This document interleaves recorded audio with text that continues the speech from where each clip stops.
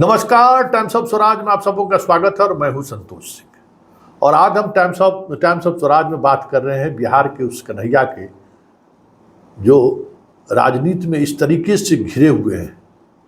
कि राहुल गांधी के चाहने के बावजूद भी वो मेंबर ऑफ पार्लियामेंट इस बार भी नहीं बन पाए। पिछली बार तेजस्वी और लालू परिवार उनके खिलाफ थे, इस बार भी खिलाफ रहे। इस वजह से बेगूसराय से राहुल उनको लड़ाना चाहते थे, लेकिन वो नहीं लड़ा पाए और आखिरकार अंतिम समय में उन्हें दिल्ली में उम्मीदवार बनाया गया। लेकिन दिल्ली में उनकी उम्मीदवारी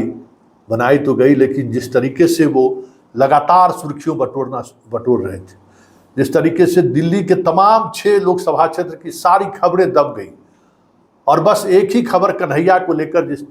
जिस अंदाज में मीडिया सुर्खियां बटोरनी शुरू कर दी,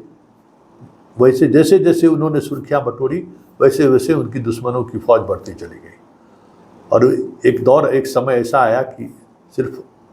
कांग्रेस के बागी नहीं, संदीप दीक्षित ही नहीं, कांग्रेस आपके भी जो लोग थे उनको थ्रेट महसूस होने लगा कि अगर कन्हैया जीत गया तो फिर कन्हैया का जो अंदाज है, कन्हैया के जो भाषण देने की शैली है, कन्हैया का जो स्वभाव है, मिजाज है, गरीबों को एड्रेस करने की जो ताकत है, गरीबों को जोड़ने की जो ताकत है, वो ताकत कहीं आप पर भारी न पड़ जाए। अंतिम समय में आप वाले भी उनको साथ छोड़ दिए उनका। वैसे आप वाले का ये भी रहा है कि वो खुद बसते रहे अरविंद केजरीवाल के साथ, एक साथ मंच साझा करने में कई कार्यक्रमों में उन्होंने अचानक तब्दीली की, इसका भी असर रहा। लेकिन उन सब से इतर जो सबसे महत्वपूर्ण बात संजीव झा लेकर गए थे ना, और उसी बुरारी में उनकी सबसे बड़ी बुरी हाल हुई है, जहाँ बिहारियों की संख्या सबसे ज़्यादा है। उसी बुरारी में 4 विधानसभा क्षेत्र में उन्होंने लीड किया, 6 विधानसभा चुनाव में क्षेत्र में वो हारे जहाँ आपका डोमिनेंस का इलाका था।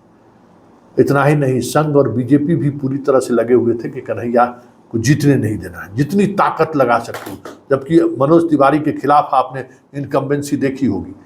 कि लोग सड़क पर उनको चलने नहीं दे रहे थे, प्रचार करने नहीं दे रहे थे। जिस लड़के ने कन्हैया पर थप्पड़ चलाने की कोशिश की थी, उसको आम लोगों ने पीटा, एक आक्रोश भड़का पूरे दिल्ली में। इसके बावजूद भी जिस स्तर पर संघ ने वहां काम करना शुरू कर दिया था, संघ और बीजेपी की पूरी टीम और नरेंद्र मोदी इस पूरी ताकत से झोंक दी कि कन्हैया को पार्लियामेंट में नहीं आने देना है और उसके लिए जो कुछ भी करना होगा करेंगे, लेकिन कन्हैया पार्लियामेंट में नहीं आते। तो ये जो एक बड़ी बात रही, इस वजह से सिर्फ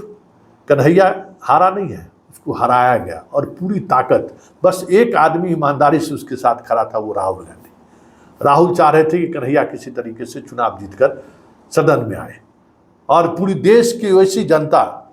जो चाहते हैं कि एक ऐसा वक्ता सदन में पहुंचे जो मजबूती से अपनी बात रख सके,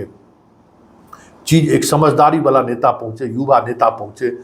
जो युवाओं की बात कर सके, छात्रों की बात कर सके, इस तरीके के भी सोचने वाले लोग थे। उसने भी ताकत लगाई, लेकिन उन तमाम ताकतों पर संघ, बीजेपी, आप और कांग्रेस के जो ऊपर के लोग हैं वो भारी पड़े। फिर पैसा का इस्तेमाल जिस तरीके से हुआ वो भी भारी पड़ा, और सामने वाला एकदम ही अलोकप्रिय उम्मीदवार होने के बावजूद भी वो जीत गए। वजह यही है कि कन्हैया के अंदर जो ऊर्जा है, कन्हैया के अंदर जो एक अलग तरीके का स्पार्क है, उसे सहन करने को कोई भी तैयार नहीं है। कोई ये स्वीकार करने को तैयार नहीं है कि एक आंगनबाड़ी की सेविका संसद भवन पहुंचे। इसलिए ये एक कह सकते हैं कि अलग अलग जो माइंडसेट के लोग आज की राजनीति में हैं, और जो राजनीति को सिर्फ और सिर्फ अपने स्वार्थ के लिए, अपने कॉरपोरेट के जो स्वार्थ हैं उसके लिए जो राजनीतिक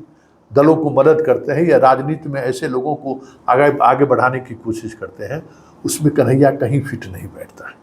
कन्हैया में एक अलग तरीके की सोच है, एक समझदारी है, और सबको इस बात को लेकर खतरा है कि अगर एक बार कन्हैया एस्टेब्लिश हो गया,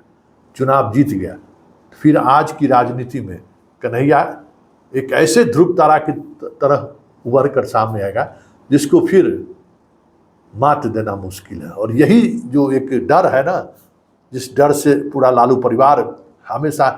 सशंकित रहता है, वही डर राष्ट्रीय फलक पर बीजेपी और संघ के अंदर भी है। और यही वजह है कि कन्हैया चुनाव न जीते, इसके लिए पूरी ताकत बेगूसराय में भी संघ और बीजेपी ने झोंकी थी, और यहाँ दिल्ली में भी पूरी ताकत उन्होंने झोंक दी।